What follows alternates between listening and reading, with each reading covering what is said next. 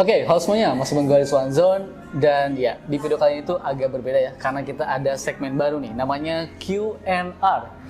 Jadi ini tuh adalah segmen baru. Kalau misalnya teman-teman mau nanya, langsung aja lempar pertanyaannya ke DM aku ya di @rizwanzone. Nanti gue bakal nanya ke orang yang dimaksud atau ke orang yang memang expert di bidangnya. Nah, di episode pertama ini Q&R artinya Question and Rizwan ya. Di episode pertama ini karena berhubung banyak banget nih yang nanya ke DM, Bang Rizwan, kenapa nggak mereview Oppo Find N? Terus ditambah lagi ya, gue baca-baca di berita di artikel ya, di website, di Eta Gadget ataupun di Tech Daily, itu tuh ada smartphone terbaru dari Oppo yaitu Oppo Reno X. Nah, Oppo Reno X ini tuh namanya Reno X atau Reno yang memang misterius belum ada namanya gitu ya. Nah, biar nggak penasaran, makanya nih kebetulan banget nih ya, ada gue panggilnya Om aja kali ya Om. Boleh. Gue panggilnya Om ya. Ini adalah Om Aryo Medianto Aji dari Oppo Indonesia. Mungkin nanti kita bakal tanya-tanya lebih dalam lagi. Gue masih ingat banget sih pertanyaan-pertanyaan kalian. Tapi sebelum gue tanya, langsung aja kita persilakan dulu Om Aryo buat memperkenalkan dirinya Om. Biar lebih dekat aja Om ke subscriber gue Om. Hai guys. Halo, gue Aryo Medianto Aji, PR Manager Oppo Indonesia. Saat ini bertugas untuk ngomongin tentang perangkat Reno dan A series di Indonesia tentunya. Fokusnya ada di situ, teman-teman. Oke, langsung aja berarti ya Om ya? Boleh. Oke, jadi gini, berhubung ada Om Aryo nih, jadi gue bakal ngulik lebih dalam lagi nih. Nah, jadi tadi itu ada 2 poin ya Om. Yang pertama tuh karena banyak yang nanyain, Bang Rizwan, kenapa nggak mereview Oppo Find N? Nah, gue juga bingung jawabnya kan. Biar lebih detail kan, ya mending nanya ke orangnya langsung nih. Nah, Om Aryo gini Om, langsung aja ke pertanyaan intinya. Sebenarnya Oppo Find N ini tuh bakalan ada di Indonesia nggak? Bakalan resmi di Indonesia nggak? Oke. Pada dasarnya sebenarnya saya bukan buat menghandle perangkat Find N, tapi pada dasarnya intinya adalah Find N itu tidak akan masuk Indonesia dan tidak dipersiapkan untuk market di Indonesia. Jadi orang banyak salah kaprah ketika nanti orang melihat, mungkin ada beberapa teman-teman dari Rizwan Zone yang ngelihat di Instagram saya dan lain-lain, kenapa saya ada Find N, kenapa saya ada Find X3 Pro Photographer Edition, kenapa saya punya Reno 7 Pro 5G LWR segala macam. Itu saya klarifikasi bahwa saya memang fans gitu, dalam artian memang saya membeli perangkat-perangkat itu karena saya suka gitu loh. Jadi bukan berarti ketika saya memegang perangkat itu nanti perangkat itu akan masuk ke Indonesia secara resmi, itu enggak. Jadi itu disclaimer dulu ya. Jadi bahwa memang benar-benar saya adalah fans dari perangkat-perangkat yang terutama edisi spesial, karena sampai sekarang saya masih memiliki perangkat-perangkat kayak F3, FCB Edition itu saya masih punya. Terus saya masih punya F5 Dashing Blue itu saya masih punya. F3 Raisa Edition saya masih punya. Kemudian F3 Reza Rahardian pun saya masih punya. Jadi memang saya kolektor gitu loh.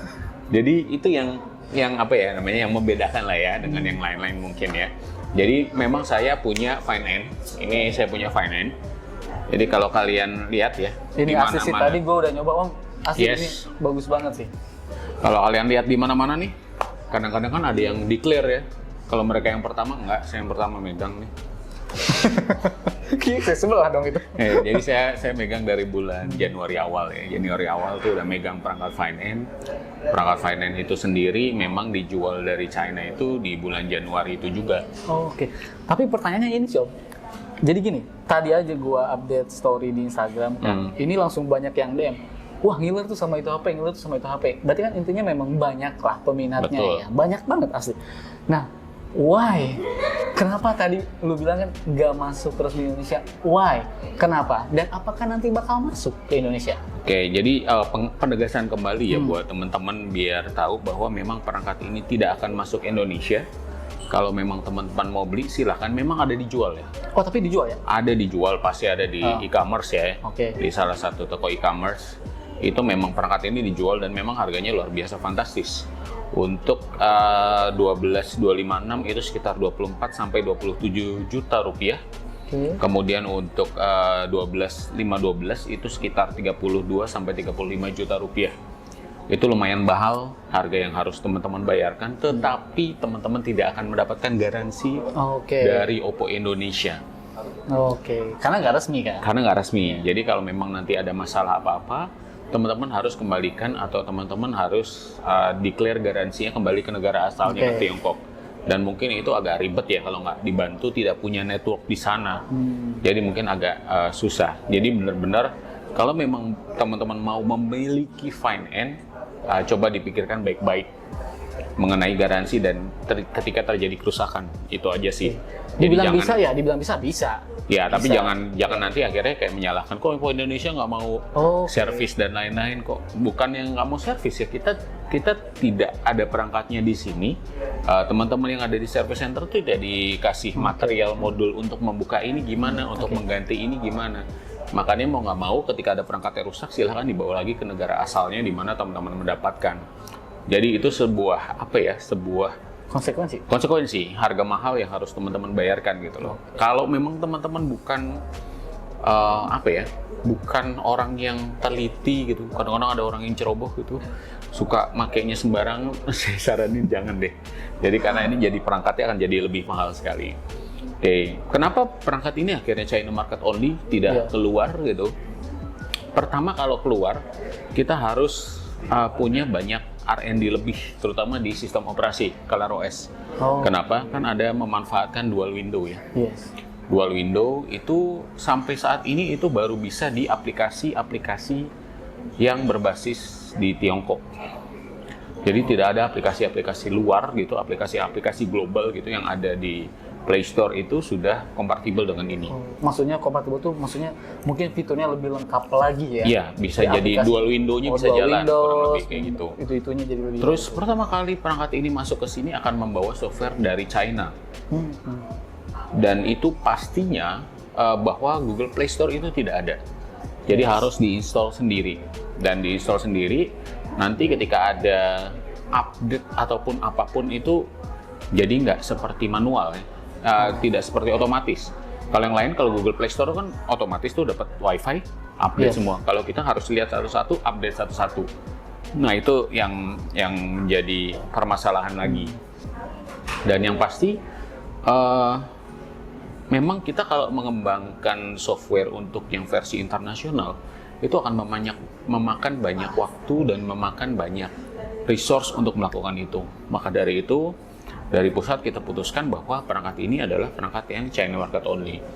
Kalau teman-teman melihat di pasaran ada beberapa reviewers dan juga YouTuber dari luar yang melakukan review ini untuk mendapatkan feedback dari market internasional bagaimana pandangan mereka terhadap Oppo Find N ini. Dan memang itu sangat sukses sekali. Orang-orang suka dengan form factor-nya, orang-orang suka dengan mekanismenya, orang-orang suka dengan layar dalamnya yang tidak memiliki garis lipatan sama sekali. Ya, itu adalah feedback yang bagus buat kami. Mungkin nanti akan ada pengembangan Find N selanjutnya yang mungkin akan lebih dipersiapkan untuk pasar internasional. Tapi secara jujur saya nggak tahu kapan. Ya, tunggu aja. Bocoran gitu? Nggak ada bocoran? Belum lah, karena ini kita masih melihat di China sendiri aja Find N itu baru Januari ini restock. Karena memang barangnya habis. Restock. Oke, restock. Jadi ya, kenapa kenapa saya pakainya warna ungu gitu kan? Itu bukan karena saya kemayu, bukan teman-teman, karena memang habis. Sorry, ini warna ungu. Ini warna ungu. Oh, ini warna ungu. Ya, jadi warnanya adalah kalau mau dibuka, ya ini warna ungu. Dari tadi gue pegang ini nyobain, ternyata baru tahu ini warnanya ungu ya. Yes, ini karena memang kelangkaan perangkatnya sendiri. Jadi mau nggak mau, ya saya pakai yang ada gitu. Tapi impresi pertama tadi gue pas nyobain ini emang bener-bener compact, enak banget, dan bener-bener ya layarnya itu nggak ada lipatan sama sekali. Gue kan pernah nyoba juga yang smartphone lipat sebelah itu kelihatan banget lipatannya. Pasti. Dan ini tuh nggak kelihatan banget, bener-bener rata banget lipatannya. Iya, betul. Enak banget lah sejauh ini ya. Sejauh ini gue coba enak banget. Cuman memang karena belum resmi dan nggak tahu kapan resminya, jadi ya nggak bisa semaksimal mungkin gue nyobanya. Betul. Gitu. Nah berarti belum tahu nih Om. mungkin teman-teman gue nih ada yang nungguin nih. Iya, ditunggu Nggak tahu. aja ya, tapi nggak tahu kapan, apakah ini bisa selesai dalam waktu 1 tahun atau 2 tahun. Yang jelas tapi ini sudah menjadi produk jadi, produk yang dijual ya. Iya. Ini bukan prototipe ya teman-teman, ini produk yang dijual dengan harga kalau nggak salah 7.999 ya, Chinese yuan. di sana. Iya. Ini yang paling tinggi 20 GB itu sekitar 21 jutaan, tapi itu belum termasuk shipping dan juga belum bayar pajak. Jadi ingat, mau Bayar pajaknya aja ya. masukin perangkat ke sini, teman-teman Iya. bagaimanapun juga harus bayar pajak. Ya, karena belum resmi, jadi Betul. kalau teman-teman mau, teman-teman yang suka teknologi, inovasi, mau beli ini, ya karena belum resmi harus ngurus Sendiri pajaknya. Jadi intinya adalah ketika teman-teman beli gitu ya, teman-teman tinggal nanti mendaftarkan ke Bea Cukai ketika datang. Ya jujur-jujuran aja, nggak usah diumpet-umpetin, karena kalau mau diumpet-umpetin juga nanti nggak dapat sinyal. Jadi di blacklist ya. iya, di blacklist. Jadi jujur-jujuran aja datang, daftarkan ke Bea Cukai, nanti kira-kira teman-teman akan ditaksir berapa pajaknya. Untuk finance itu sekitar 3 sampai 4 juta rupiah untuk pajaknya itu sendiri. Pajaknya ya. Itu pajak dari ya. satu HP Kemudian dulu ya. kemudian belum ada shipment, ongkos kirim, Oh, iya. segala macam dan lain-lain. Wajar yang kalau dikonversi dari jumlah yang saya beli dengan yang ada di e-commerce itu naiknya lumayan, karena kan harus ada yang ngurus, harus beli ke Yes, sana, betul. harus segala macam. Itu lumayan mahal di situ. Oke Om, berarti menurut gue ya ini udah cukup jelas banget nih menjawab kenapa ya, maksudnya kenapa banyak reviewer Indonesia juga selain gue gitu ya yang belum mereview. Ya ini jelas karena belum resmi juga gitu. Betul. Kan. Dan bahkan kalian tahu sendiri lah ya, di sana juga ada yang ngeklaim ini baru yang punya dia doang gitu. Yang Tapi Sultan ini. tapi masih mending ya, masih mending teman-teman bisa ngeliat Rizwan masih bisa megang Iya, betul. dalam waktu yang lama, bisa oprak-aprek sedikit lah ya. Karena memang perangkatnya juga terbatas. Terbatas banget. Perangkatnya agak sulit ya, kalau nggak saya bawa sendiri, mungkin beberapa teman-teman influencer atau teman-teman media yang datang ke saya itu nggak akan leluasa untuk mencoba lebih dalam tentang teknologi ini. Tapi memang ya feedbacknya emang bagus ya, karena memang kalau dari foto tuh susah, tapi kalau udah ngeliat langsung kecilnya. Kalau udah megang ya. Karena jujur Om, gue juga jujur teman-teman ya, gue pas ngeliat dari foto Om Aryo ini, gue liat storiesnya, wah itu enak ya megangnya, masih belum tahu kan. Yes. Pas tadi megang, gue ini sebelum kita syuting, tadi gue megang duluan nyoba-nyoba, gue sempet foto-foto, asli ini enak banget, compact banget, asli enak banget. Susah lah ngomongin enaknya itu susah, tapi bener nyaman banget di tangan tuh, enak banget. Ya itu pastinya finance itu sangat kecil, sangat compact di ukuran segini. Jadi kalau saya tidak memperdulikan tebelnya ya, karena yang paling penting di ukuran segini sebuah handphone lipat masih bisa digantongin, itu masuk kriteria saya. Itu aja sih. Kadang-kadang kalau kita handphonenya terlalu panjang segala macam, kita susah bawanya. Mau nggak mau ditaruh tas atau ditaruh apa segala macam, tidak fungsionalnya jadi tidak Ya, terlalu betul. oke. Fungsionalnya kurang oke. Oke Om, untuk finance kayaknya teman-teman udah bisa tahu lah informasi lebih detailnya. Tapi kalau misalnya teman-teman masih penasaran soal finance dan nanya-nanya mulu di Instagram, nih kayak tadi juga nih gue bikin story ada yang nanya, mending langsung aja follow Om Aryo ya, Aryo apa sih? Aryo_MA. Aryo_MA, langsung aja ditanya aja nih, di follow aja, ditanya aja ke DM dia ya kalau misalnya mau nanya-nanya lebih soal finance. Nah tapi nih yang satu lagi nih sekarang nih. Tapi insya Allah ya, Insya Allah. DM saya lumayan ya. Penuh ya? Iya. DM-nya penuh Bukan mulu soalnya. siapa-siapa tapi di DM dulu. Jadi antri ya. Pokoknya coba aja DM komen-komen, pasti dibalas. Ya kan?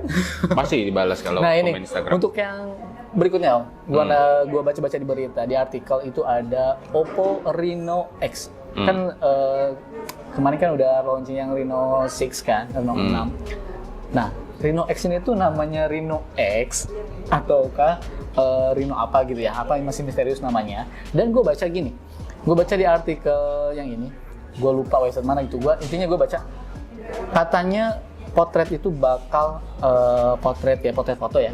Portrait ya. Potret ya, itu tuh bakal jadi tren di 2022. Nah kalau misalnya lu mungkin punya data atau lu punya pendapat, apakah itu berdasarkan berdasarkan analisa atau berdasarkan data-data dari mana gitu?